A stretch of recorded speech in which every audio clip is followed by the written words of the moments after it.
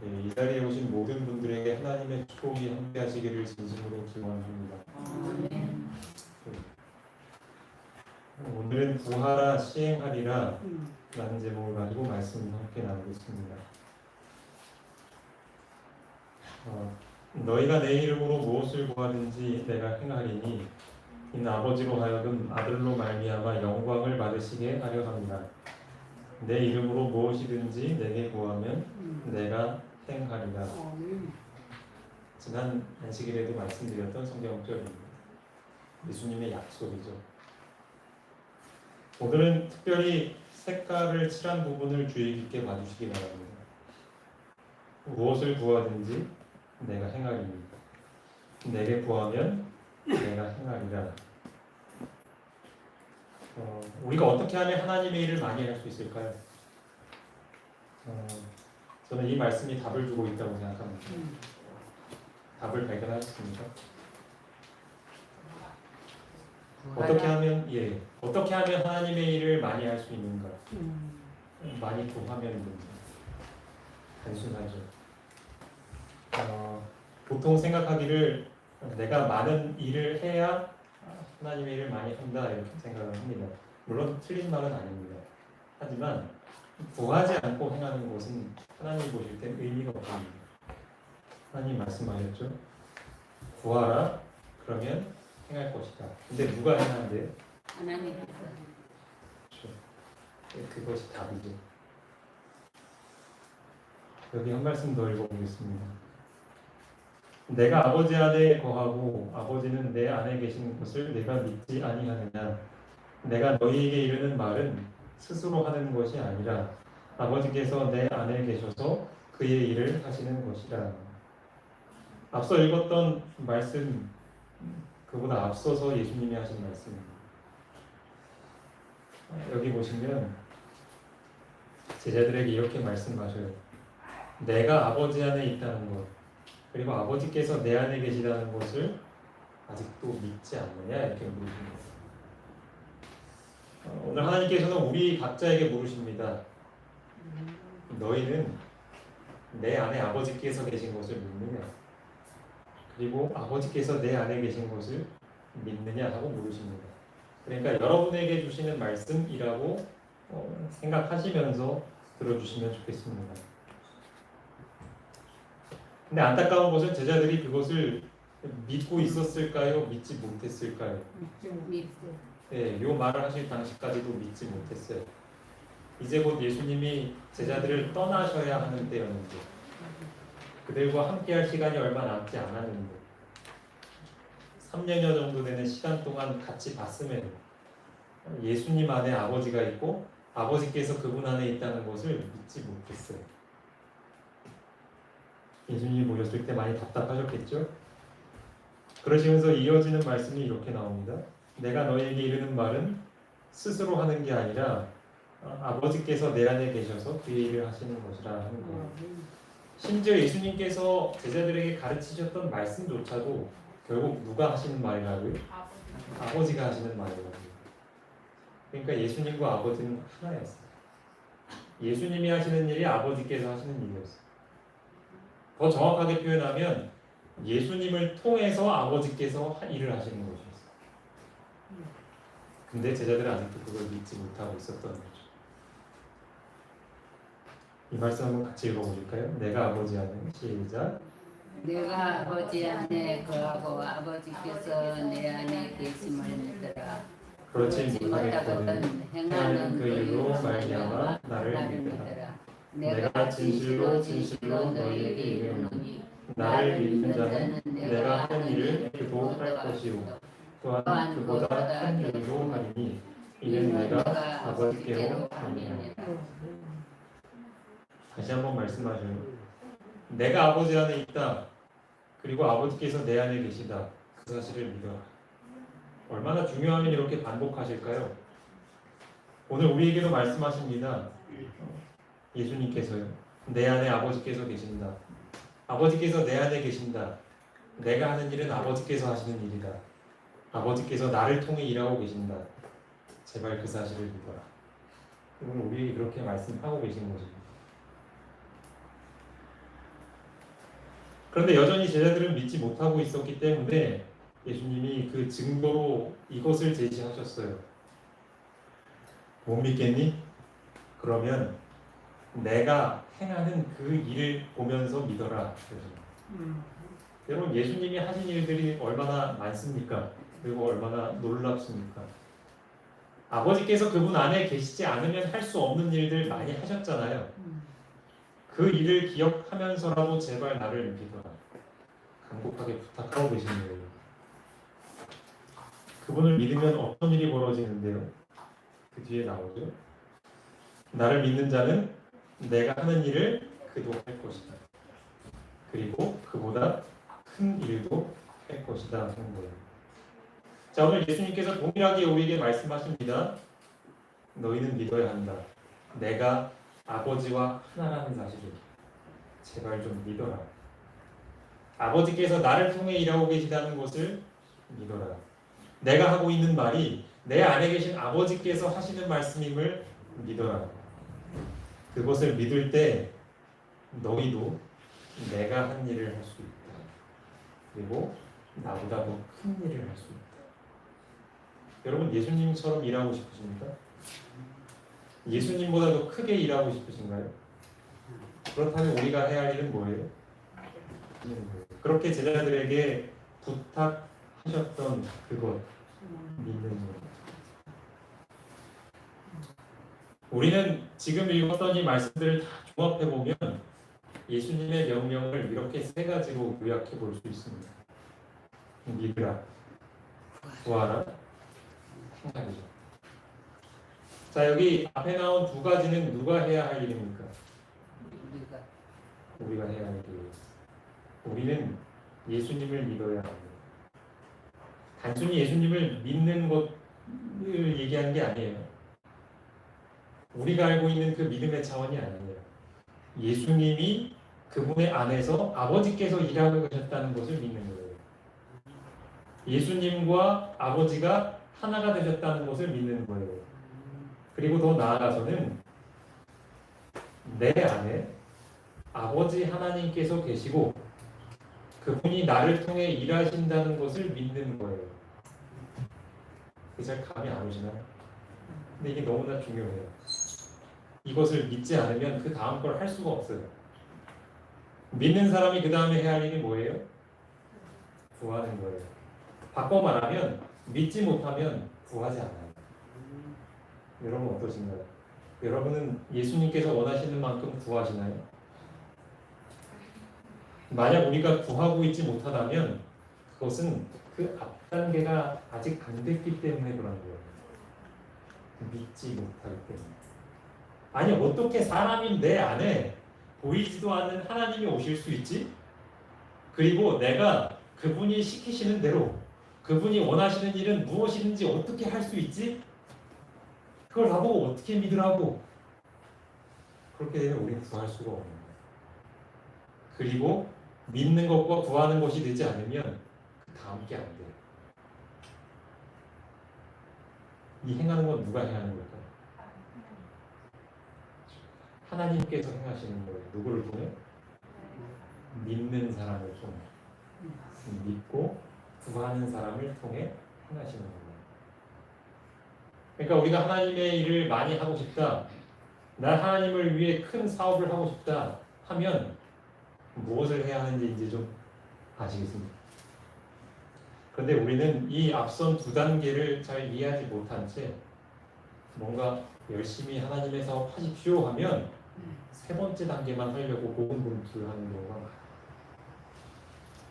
여러분, 그렇게 하면 우리는 금방 나가 떨어지게 됩니다. 저는 오늘 유다의 왕이었던 아하스라는 사람의 이야기를 좀 해드릴까 합니다. 이사야 7장에 있는 말씀입니다. 어떤 사람이 다윗의 집에 알려 이르되 아람이 에브라임과 동맹하였다 하였으므로 왕의 마음과 그의 백성의 마음이 숲이 바람에 흔들림 같이 흔들렸더라. 자, 여기 어떤 사람이 다윗의 집에 알려줬대요. 이 다윗의 집이라는 건 그 당시 유다의 왕을 가리킵니다. 그 사람의 이름이 아하스라는 왕이었어요. 근데 이 아하스 왕이 어떤 소식을 들었는가? 왕이시요, 아람이 에브라임과 동맹했다고 합니다. 이 아람과 에브라임은 나라예요. 아람 나라와 에브라임이라고 표시되는 나라는 그 당시에 북방 이스라엘을 가리킵니다. 아시는 것처럼 이스라엘은 원래는 한 나라였는데 우리나라처럼 남북이 분단이 됐어요. 그래서 남쪽은 유다라고 불렸고 위쪽은 이스라엘이라고 불렸어요. 근데 성경에서는 자주 이 북쪽 이스라엘이 에브라임이라고 불렸어요. 왜냐하면 에브라임의 세력이 컸거든요. 에브라임 지파 사람들도 많았고. 어쨌든 그렇습니다. 이 두 나라가 동맹했대요. 근데 이 소식을 들었던 아하스 왕의 반응이 어때요? 마음이 어땠대요? 왕의 마음이? 흔들렸대요. 여러분도 마음이 흔들린 적 있으신가요? 어떨 때 마음이 흔들리시죠? 두려울 때. 두려울 때. 감당할 수 없는 일이 닥쳤을 때. 혹은 그런 일이 곧 올 거라는 사실을 직감할 때. 마음이 흔들리죠. 불안한 겁니다. 생각해보면 이 상황은 참 아이러니한 상황입니다. 하나님의 백성이라 불리는 유다 나라, 그리고 그 나라의 최고 지도자인 왕, 그 왕이 불안해. 저는 이 동덕교회 목회자로 하나님께서 부르셨습니다. 그런데 제가 이 교회에 다가올 일을 보면서 마음이 흔들렸다면 어떨까요? 믿지 않는 사람들이 그런 저의 모습을 본다면 과연 저 교회는 내가 다녀야 할 교회구나 생각을 할까요? 알았겠죠? 그렇죠. 목사님이 저렇게 믿음이 없이 흔들리는데 뭐 그런 생각 하겠죠? 아하스가 그랬단 말입니다. 앞장서서 백성의 마음이 흔들리더라도 자신만큼은 굳건해서 결코 우리에게 이런 일이 일어나지 않을 것이다 라고 할 수 있어야 하잖아요. 백성들도 그렇게 기대할 것이고 우리도 우리나라 대통령에게 그런 거 좀 기대하지 않습니까? 근데 지도자가 흔들렸다는 거예요. 왜 흔들렸는가? 아람과 에브라임이 동맹했다는 것은 결국 그들이 힘을 합쳐서 유다를 쳐들어올 것이라는 말입니다. 그런데 계산을 해보니 이길 것 같아요? 질 것 같아요? 질 것 같아요. 그러니까 흔들린 거죠. 왕은 인간의 두뇌로 계산을 한 겁니다. 현실을 보고. 그러니 마음이 흔들렸죠. 이제 하나님의 선지자 이사야가 하나님의 명령을 받들어서 유다의 왕 아하스에게 갑니다. 그래서 이런 얘기를 합니다. 아람과 에브라임과 르말리아의 아들이 악한 꾀로 너를 대적하여 이르기를 우리가 올라가 유다를 쳐서 그것을 쓰러뜨리고 우리를 위하여 그것을 무너뜨리고 바구엘의 아들을 그 중에 세워 왕으로 삼자 하였으나. 자, 여기 이제 아람과 에브라임 아까 설명드렸죠. 두 세력입니다. 두 나라. 유다를 집어삼키려는. 그 다음에 르말리아의 아들은 이 아람의 지도자예요. 이 악한 꾀로 너를 대적하여 이르기를 하면서 이제 얘기를 하죠. 근데 이 두 나라가 왜 쳐들어오는지를 좀 설명을 드릴게요. 그 당시에 그 세계의 형편은 어땠냐면요. 지금 세계의 패권은 누가 쥐고 있습니까? 미국. 그렇죠. 우리가 알고 있듯이 미국이라고 알고 있죠. 그 당시에 이쪽 주변에서는 아수르가 이제 힘을 얻고 있었어요. 그런데 이제 아람과 에브라임, 그러니까 북방 이스라엘은 이 아수르에 대해서는 반대하는 정책을 폈어요. 그래서 어떻게 해서든 싸워서 이들을 무찔러야 한다라는 의견이었어요. 그런 반면에 이 아하스 왕은 그렇지 않았어요. 이 아하스 왕의 아버지 때는 안 그랬거든요. 근데 아하스 왕은 친아수르 정책을 폈어요. 그러니까 이제 이 아람과 이스라엘이 볼 때는 이 유다가 눈에 가신 거예요. 그래서 이 전쟁이 왜 생긴 거냐면은 이제 압박을 넣기 위해서요. 너희도 아수르를 친하게 지내지 말고 우리처럼 아수르를 반대하는 노선을 취해야 한다. 그런 메시지를 주려고 압박을 넣는 거예요. 그런 상황에서 이제 쳐들어온 겁니다. 동맹을 했고. 그래서 이제 여기 그런 걸 얘기를 한 거죠. 친아수르 정책을 펴는 이 아하스를 무너뜨리고 다른 사람을 왕을 세우려고 하는 것이 이 부동맹국의 목적이었죠. 7절에 보면 하나님이 이것에 대해서 선언하시기를 그 일은 어떻게 된대요? 서지 못한대요. 안 된다는 거예요. 아무리 네가 볼 때 니들이 질 것 같아도 그 일은 내가 가만히 놔두지 않을 거다. 그런 얘기를 하시는 거죠. 이루어지지 않을 거야 라고 말씀하시는 겁니다.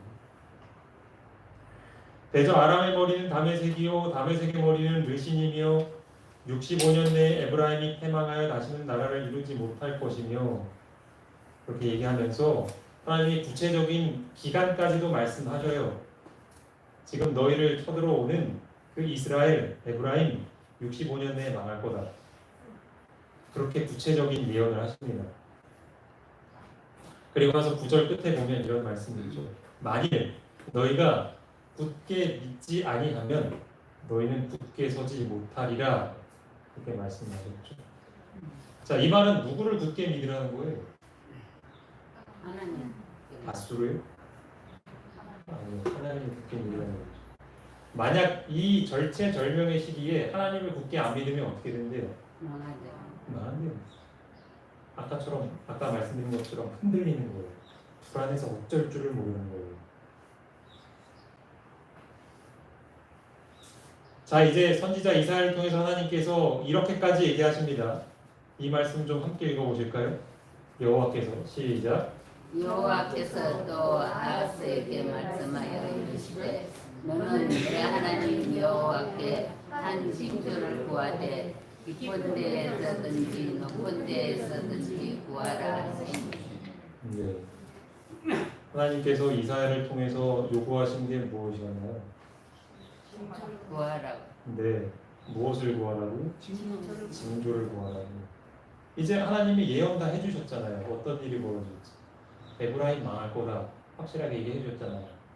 너희들이 그들이 쳐들어와도 두려워할 필요 없다. 이렇게 약속해 주셨잖아요. 그런데 이것이 확실히 이루어질 것이다 라는 것을 증명해 주려고 아니 하나님이 사실 말씀해 줬으면 그냥 감사합니다 하고 받아들이면 되는데 그거 못 믿을까봐 이것까지 얘기하시는 거예요. 징조를 구해라. 그리고 네 눈앞에 그 징조가 이루어지는 것을 보면서 아, 내가 한 예언이 확실하게 이루어질 것을 믿어라. 그런 거거든요. 하나님이 이렇게 저자세로 이렇게 나오시면 아하스가 이제 구해야 하잖아요. 그렇죠? 만약에 여러분이 아하스의 입장이면은 어떤 징조를 구하시겠습니까? 좀 잘 평소에도 잘 볼 수 있는 거 구하실래요? 아니면은 절대 안 될 것 같은 거 구하실래요? 그렇죠. 그러셔야죠. 뭐 예를 들면 하나님 그러시면은 제가 하늘을 좀 날 수 있게 해주십시오. 뭐 그런 거예요. 그래서 막 아하스 왕이 하늘을 날았다 그러면 백성들도 그거 보면서 와, 저 왕이 왜 이렇게 날고 있지? 저게 하나님 약속의 징조래. 하나님을 찬양하면서 이제 우리나라 이제 됐구나. 막 그럴 거 아니에요. 믿음이 막 생길 거 아니에요. 흔들리던 마음이 잡히고. 아하스가 뭘 구했을까요? 구하지 않겠습니다. 나는 그랬어요. 나는 구하지 아니하겠나이다. 나는 여호와를 시험하지 아니하겠나이다 한지라. 어때요? 아하스가 좀 믿음이 있는 사람인 것 같나요? 전 하나님을 시험하지 않겠습니다. 그러면 되게 멋있어 보이잖아요. 믿음 있고. 아유, 제가 감히 어떻게 하나님을 시험합니까? 근데 그게 멋있으려면 이게 하나 더 붙여줘야죠. 하나님이 약속하신 건 뭐든지 믿겠다는 그런 마음으로 시험 안 하겠다 하면 그건 멋있는 거죠. 정 반대였다는 거예요. 그러니까 이게 무슨 의미냐면요. 하나님이 그렇게 약속을 주시고 혹은 뭐 징조를 주신다고 해도 뭐 1000개, 10,000개를 주신다고 해도 나는 당신을 믿지 않겠습니다. 그래서는 못 믿겠습니다. 아하스는 내 하나님 여호와가 되실 수 있는 기회를 거절합니다. 제가 이 의미에 대해서 좀 설명을 드릴게요. 아까 이사야가 했던 말 중에 파란색으로 이렇게 표현이 되어 있잖아요. 징조를 구하되 누구에게 구하라고요? 하나님, 내 하나님. 내 하나님 여호와께. 아하스의 하나님 여호와께. 그러니까 그것을 이렇게 적용해 볼 수 있겠죠. 너 박서목의 하나님 여호와께 징조를 구하라. 여러분 이 의미를 좀 아시겠어요? 이사야가 이야기하는 하나님 말고요. 아하스가 믿는 하나님 여호와께 구하라. 이분. 그런데 아하스가 이걸 거절했잖아요. 아하스는 나의 하나님으로 모시기를 거절한 거였어요. 이렇게까지 확실하게 예언도 하시고 징조까지 구해보라고 하시는데도 나는 당신을 사랑하지도 않고 당신을 믿지도 않겠다라고 하면서 하나님과의 절교를 선언한 거예요. 하나님께서 여러분에게 똑같이 요구하실 때 아모아모네 너의 앞에 닥친 이 시험, 우리나라에 닥치게 될 어려움 두려워하지 마라. 나에게 이런 계획이 있다 보여주시면서 구해라 나에게 징조를. 그럼 내가 보여주겠다. 그러실 때 여러분 뭐라고 대답을 하시겠습니까? 만약 그것을 거절한다면 그것은 나는 우리 담임 목사님이 얘기하는 하나님 듣겠어요. 그냥 난 듣겠어요. 그런데 그 하나님을 내 하나님으로 모시지는 않겠어. 그렇게 말하는 게 그걸 거절하는 거예요. 아하스는 그런 선택을 하는 거예요. 그 이후에 아하스 왕이 어떤 일을 하는지 한번 보시겠습니다. 열왕기하 16장 7절입니다. 아하스가 아수르 왕 디글랏 빌레셀에게 사자를 보내 이르되 나는 왕의 신복이요 왕의 아들이라. 이게 참 웃기지 않습니까? 난 하나님 안 믿겠어요 하고서는 절교를 선언한 하나님 나라의 왕이 이제는 누구 앞에 고개를 숙여요? 아수르 왕 앞에 고개를 숙이고 있는 거예요. 저는 왕의 신복입니다 하고요. 이 왕은 이렇게 자존심도 없습니까? 그렇게 겸손한 사람이면 하나님 앞에 좀 그렇게 굴복하죠. 왕의 신복이요 왕의 아들이라.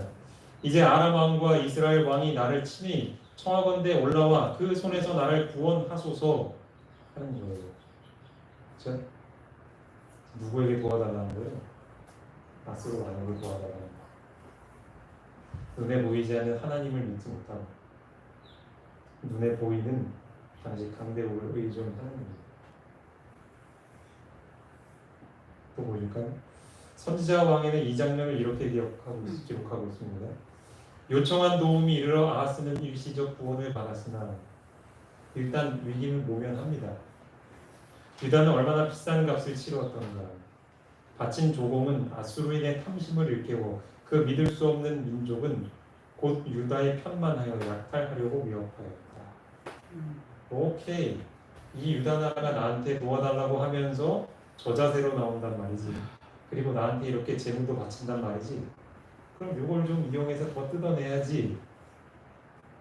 사사건건 가서 약탈하는 거예요. 유다가 괴로움을 당하게 된 거죠.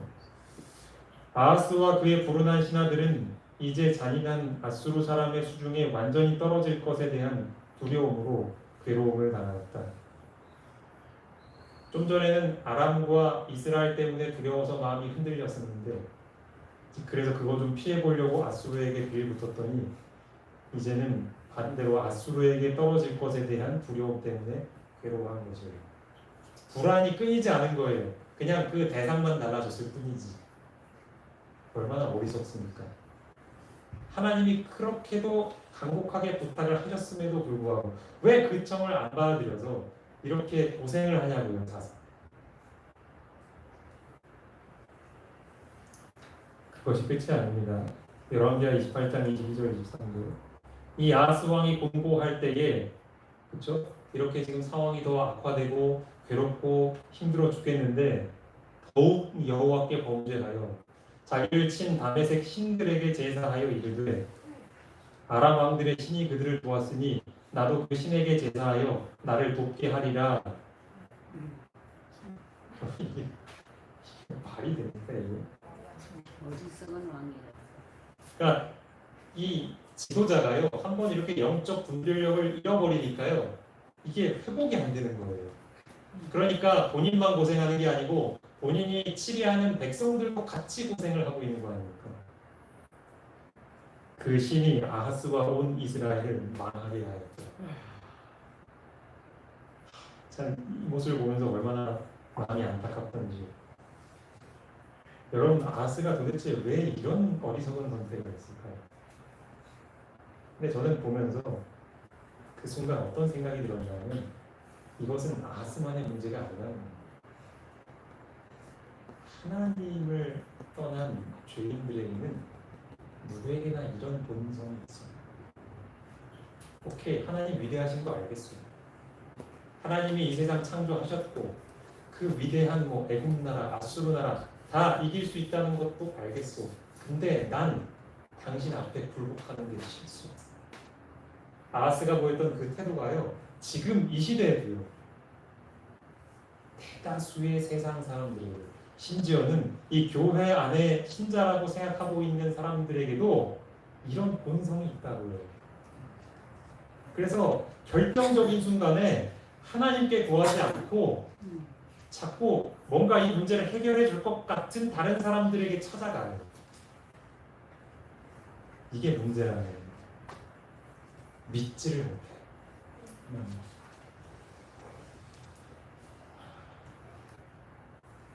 이 말씀 한 번 좀 읽어보실까요? 요한복음 6장 28, 29절 시작. 그들이 묻되 우리가 어떻게 하여야 하나님의 일을 하오리까? 예수께서 대답하여 이르시되 하나님께서 보내신 이를 믿는 것이 하나님의 일이니라 하시니. 네, 지난 시간에도 이 말씀 같이 봤습니다. 어떻게 해야 하나님의 일을 할 수 있습니까? 어떤 사람이 하나님의 일을 많이 하는 사람입니까? 어떻게 하면 내가 하늘나라 가서 내가 쓰게 될 면류관의 벽을 수두룩하게 달 수 있습니까? 그렇게 질문을 한다면 우리가 먼저 해결해야 할 과제는 무엇이냐면 믿는 거예요. 근데 여러분이 믿는 일이 생각만큼 쉽지 않습니다. 우리는 설교 많이 들어가서 알잖아요.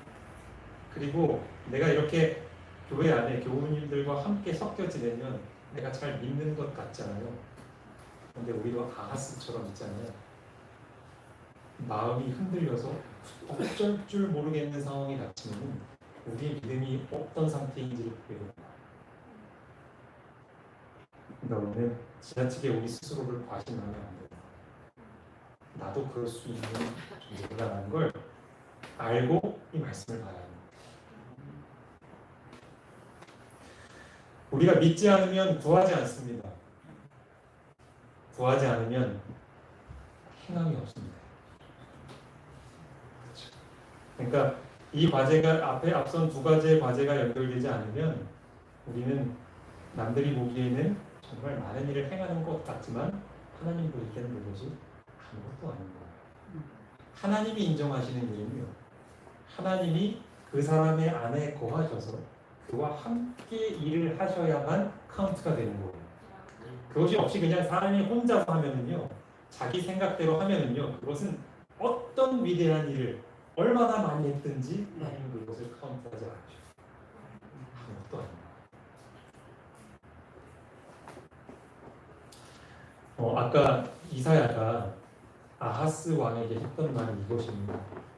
나는 징조 구하지 않겠습니다. 하나님 시험하지 않겠습니다. 라고 하자 이사야가 했던 말입니다. 이사야가 이르되 다윗의 집이여 원하건대 들을지어다. 너희가 사람을 괴롭히고서 그것을 작은 일로 여겨 또 나의 하나님을 괴롭히려 하느냐. 그렇죠? 사람을 괴롭힌다는 게 무엇인지 이해가 되십니까? 그가 있었던 왕의 위치에서 하나님을 믿지 않았기 때문에 얼마나 많은 사람들이 괴로움을 겪었습니까? 그런데 그러한 자신의 선택을 별것 아닌 것으로 여겼다는 거죠. 그걸 모르고 있는 거예요. 자기가 얼마나 큰 실수를 저질렀는지. 그래서 저는 이 빨간색 글씨를 주목하고 싶은 겁니다. 사람을 괴롭히는 것뿐만 아니라 하나님을 괴롭히는 일이에요. 우리가 하나님을 믿지 않으면 나 때문에 내 주변 사람이 고생할 뿐만 아니라 하나님이 괴로우신 거예요. 여러분 그 심정 이해가 되세요? 내가 하나님을 믿지 않을 때 하나님이 얼마나 괴로워하실지 생각해 보셨습니까? 얼마든지 내가 겪고 있는 상황을 헤쳐나갈 수 있는 힘도 있고 비전도 있고 계획도 있는데 도대체 와서 나를 믿지도 않고 구하지도 않는 그 하나님의 신자들을 보면서 하나님이 얼마나 괴로워하실까 생각해 보셨습니까? 하나님은 지금도 괴로우시는 거예요.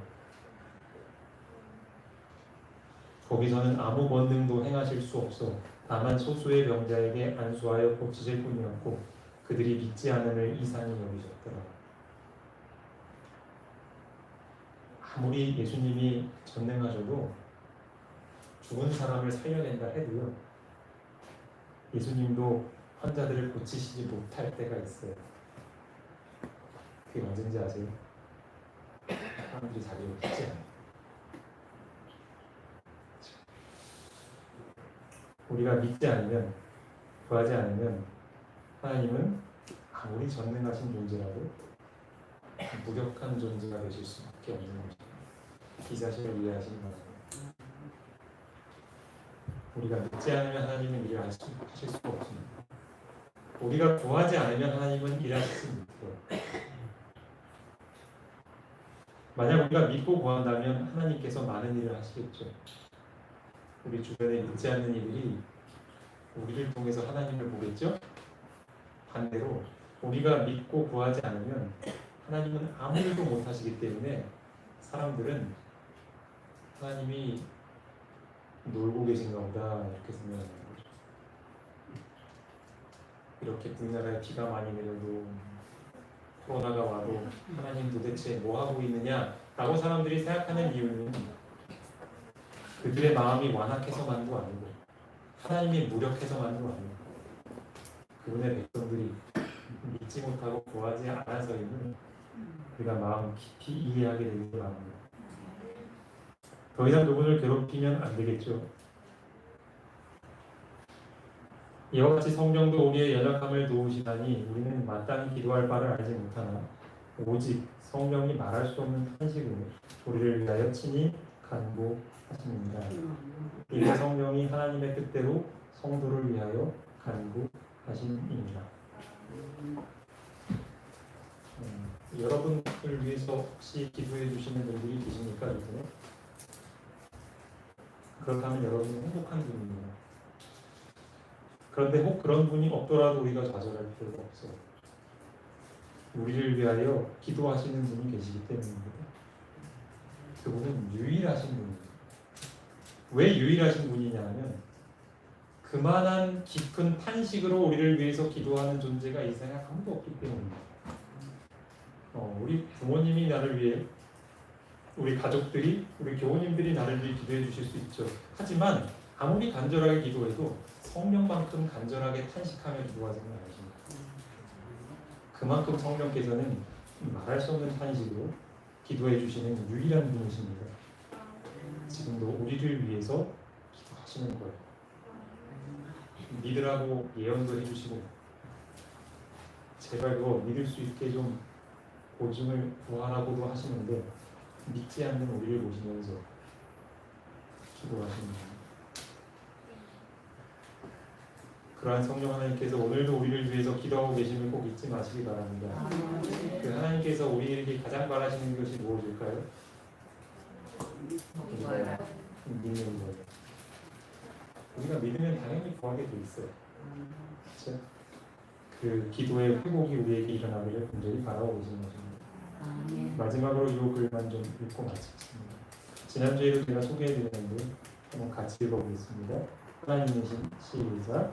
하나님이신 성령 자신이 그리스도인들에게 거하지 않는 죄를 깨우셔서 무릎을 꿇게 하시고 불타는 심정과 믿음과 간절한 중보와 주야로 하나님께 부르짖도록 만드실 때 우리는 진정한 기도에 몰두하게 된다.